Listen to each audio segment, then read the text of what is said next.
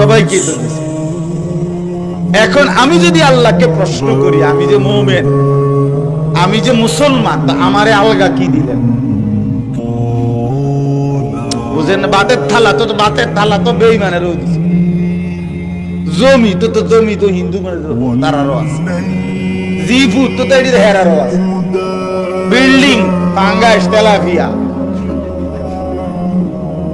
বুঝেন নাই? এগুলো তো সবাই আছে। তো আমারে আলাদা কি দিলেন? আমি যে মুমিন, আমি যে মুসলমান, আমি যে আপনারে মানি, আমি যে মানছি আপনারে, আপনি আমারে কিছু আলাদা দিবেন না? সুবহানাল্লাহ। আল্লাহ তাআলা বলেন, হ্যাঁ ঠিকই তো বলছো, তোমারে তো আলাদা কিছু দেওয়া উচিত। তো আল্লাহ তাআলা এই আয়াতে জবাব দিবেন, লাকাদ মান্নাল্লাহু আলাল মুমিনিন সুবহানাল্লাহ ইদ বাআসা ফীহিম রাসূলাম মিন আনফুসিহিম। আল্লাহ তাআলা বলেন, ঈমানদারগণ শোনো, আমি আল্লাহ সমস্ত ঈমানদারদের জন্য, মুসলমানদের জন্য, ঈমানদারদেরকে আমি আল্লাহ বিশেষ স্পেশাল একটি নিয়ামত দিলাম। সেটা হলো ইয বাআসা ফীহিম রাসূলাম মিন আনফুসিহিম।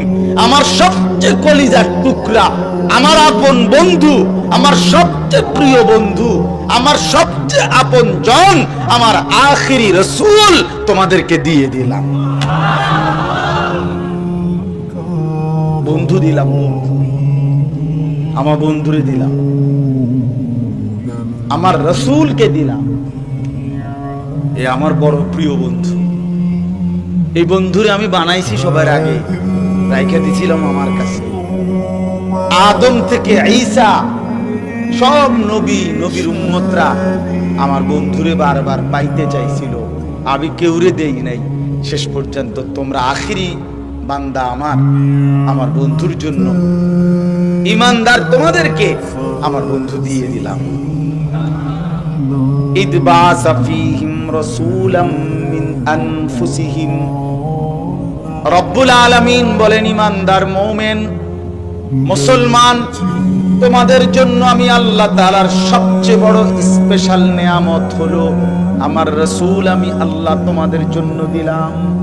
সুবহানাল্লাহ, সুবহানাল্লাহ। এজন্য বাপ, এই কথার অর্থ কি? এই কথার অর্থ হইল, গোটা পৃথিবীতে সবাই ভোগ করে, কিন্তু আমরা যেহেতু মুসলমান, আমরা মুমিন, আমাদেরকে আল্লাহ তাআলা আলাদা কিছু দিবেন। সেটা হলো আমাদের নবী সাল্লাল্লাহু আলাইহি ওয়াসাল্লাম।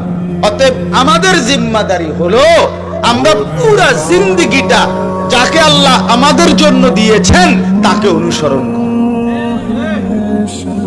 তাকে অনুসরণ। এজন্যই দিছিলেন, এজন্যই দিছিলেন, এজন্যই দিছিলেন। ওয়াত্তাবিউহু লাআল্লাকুম তাহতাদুন।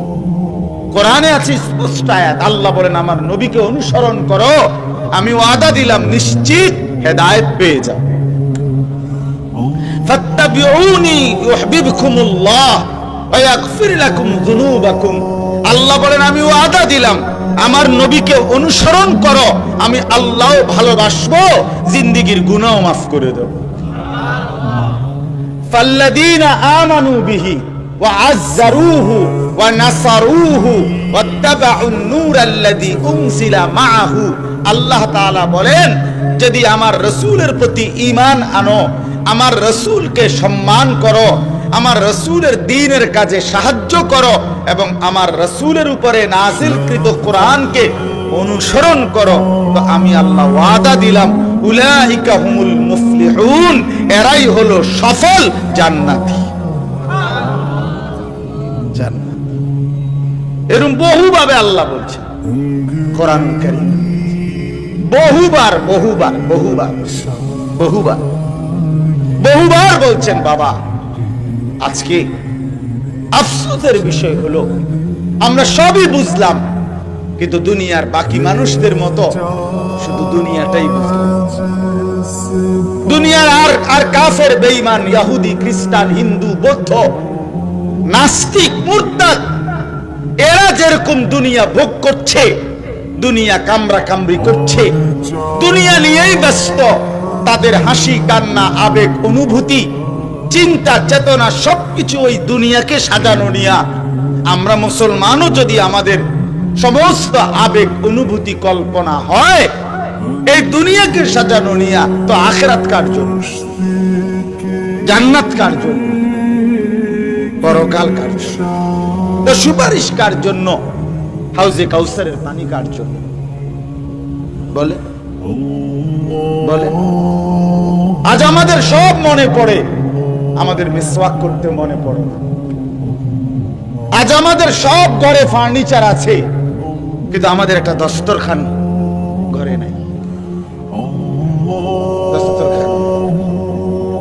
আমরা আজকে সকল কিছুতে যদি জিজ্ঞাসা করেন, তদন্ত করেন, যে আপনি ইনসাফের সাথে বলেন রাসূলুল্লাহ সাল্লাল্লাহু আলাইহি ওয়াসাল্লাম বাম পাও দিয়ে বাথরুমে ঢুকতেন, কি দোয়া পড়তেন?